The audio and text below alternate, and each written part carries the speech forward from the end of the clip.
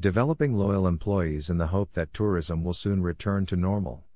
The tourism sector is known for high employee turnover, perhaps due to often low pay and sometimes moody managers. Employees are the frontline workers who color the tourism experience for any company. It would behoove employers to build employee loyalty if the goal is a successful business. Everyone seems to want loyal employees, yet few tourism businesses seem to know how to win this loyalty. In fact, tourism is known for high employee turnover, low pay, and often capricious management. It is a mistake to overlook the fact that employee-employer relations often impact the tourism experience and may become a major form of positive or negative marketing. Good management inspires loyalty and often results in the type of customer service that produces repeat loyal customers. To help create this employee loyalty, Tourism Tidbits offers some suggestions as to ways to increase employees' loyalty and provide a better customer service experience. In an industry, such as tourism, where people plan on staying a few years, the employee experience is almost or as important as the customer experience. Some of the principal reasons that tourism employees often complain about their jobs are lack of clearly defined goals, lack of challenging work, and lack of fair compensation. These are three areas in which tourism management has to ask itself profound questions. Employees cannot do their job if the job description changes daily. In a like manner, dead-end positions without any chance for advancement tend to lead to a refusal to do one's job well.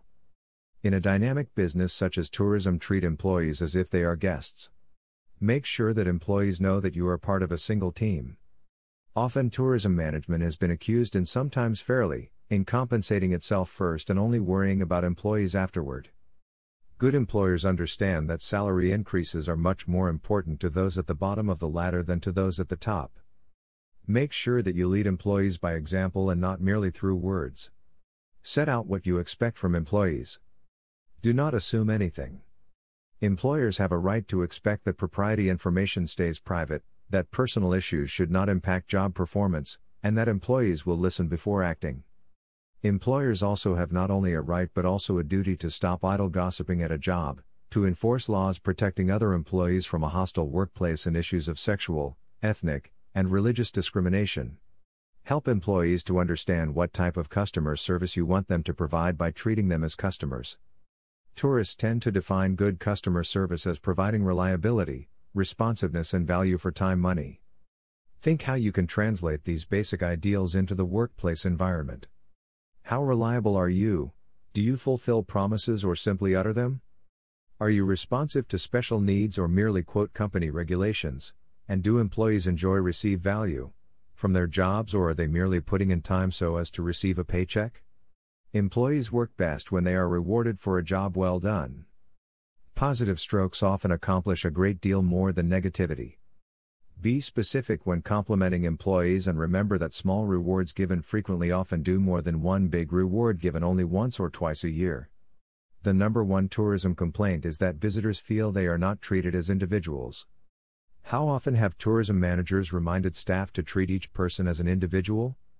The best customer service training that you can give employees is to treat them in the way that you want them to treat guests. Show empathy to employees and react when a crisis occurs. When speaking to employees, use their names and let them know that they are an important part of the business structure. When loyalty is lost, work at regaining it.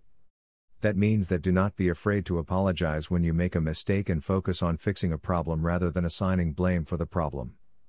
If possible, do something extra for the hurt employee as a demonstration of contrition. Recognize that most people have trouble with change. While most employees will criticize management for its refusal to change, most people are fearful of change. Often the first thought that goes through our minds is, what will we lose due to this change? Remember that a loss may not be monetary but may also be loss of prestige or loss of respect. Remember that when introducing change, there are limits to how much change an individual or group can accept.